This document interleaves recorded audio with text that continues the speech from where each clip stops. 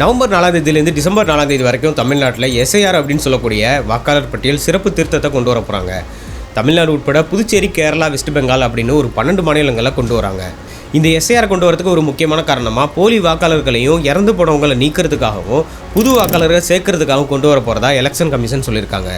இந்த 12 மாநிலங்களில் 4 மாநிலங்களில் அடுத்த வருஷம் அசம்பிளி எலெக்ஷன் நடக்க இருக்குது. இந்த மழைக்காலங்களில் இவ்வளோ சீக்கிரமாக எதுக்காக எஸ்ஐஆர் நடத்தப்படணும் அப்படிங்கிறது பலரோட கேள்வியாக இருக்குது. தமிழ்நாட்டில் திமுக, அதோட கூட்டணி கட்சிகள், நாம் தமிழர் கட்சி இவங்கெல்லாம் எஸ்ஐஆருக்கு எதிர்ப்பு தெரிவிச்சிருக்காங்க. ஆனால் அதிமுக அதுக்கு ஆதரவு தந்திருக்காங்க. ஏற்கனவே பீகாரில் எஸ்ஐஆர் நடத்துனாங்க. வெளிநாடுகள்லேருந்து வந்தவங்க இங்கே ஓட்டுரிமை வாங்கிட்டாங்க அப்படின்னு சொல்லி, குறிப்பாக பங்களாதேஷ், நேபாள், மியான்மர்லேருந்து வந்தவங்க இங்கே ஓட்டுரிமை வாங்கிட்டாங்க அப்படின்னு சொல்லி அவங்கள நீக்க போகிறோம் அப்படின்னு எஸ்ஐஆர் நடத்துனாங்க. பீகாரில் மொத்தம் ஓட்டுரிமை உள்ளவங்க 7,89,00,000 பேர். இதில் 64 லட்சம் பேரை இவங்களுக்கு ஓட்டுரிமை இல்லை அப்படின்னு சொல்லி இவங்களோட பேரை நீக்கினாங்க.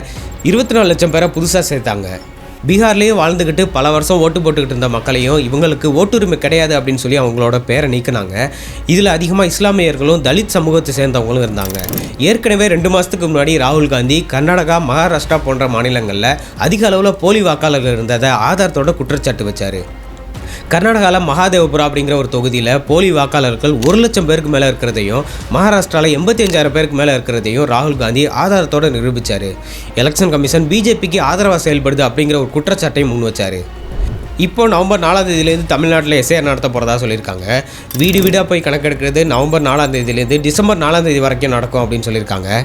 டிராஃப்ட் ரோல் டிசம்பர் 9 வெளியிடப்படும் அப்படின்னு சொல்லியிருக்காங்க. இதில் உங்கள் பேர் இல்லை அப்படின்றாலும், வேறு எதுவும் சேஞ்சஸ் இருக்குது அப்படின்றாலும் டிசம்பர் 9லேருந்து ஜனவரி 8 வரைக்கும் அதை சேஞ்ச் பண்ணுறதுக்கான டைம் கொடுத்துருக்காங்க. ஃபைனல் ஓட்டர் லிஸ்ட் பிப்ரவரி 7ஆம் தேதி வெளியிடப்படும் அப்படின்னு சொல்லியிருக்காங்க. வீடு வீடாக வந்து கணக்கெடுக்கும் போது அவங்க கேட்குற டீட்டெயில்ஸை தெளிவாக கொடுங்க. டிராஃப்ட் ரோல் வரும்போதும் உங்கள் நேம் இருக்கா அப்படிங்கிறத செக் பண்ணிக்கோங்க. ஃபைனல் ஓட்டர் லிஸ்ட் வரும்போதும் கண்டிப்பாக உங்களோட பேர் இருக்கா அப்படிங்கிறத செக் பண்ணிக்கோங்க.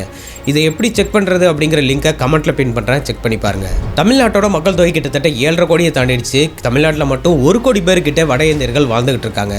இந்த எஸ்ஐஆர் மூலமாக அவங்களுக்கெல்லாம் ஓட்டுரிமை கிடைச்சா தமிழ்நாடு அரசியலில் மிகப்பெரிய மாற்றத்தை உண்டாக்கும். இப்போ நடக்கலை அப்படின்னாலுமே ஃப்யூச்சரில் நடக்கிறதுக்கு ரொம்பவே வாய்ப்பு இருக்குது. எதுக்காக இந்த எஸ்ஐஆர் இங்கே கொண்டு வராங்க அப்படின்னு நீங்கள் நினைக்கிறீங்கன்னு கமெண்ட்டில் சொல்லுங்கள்.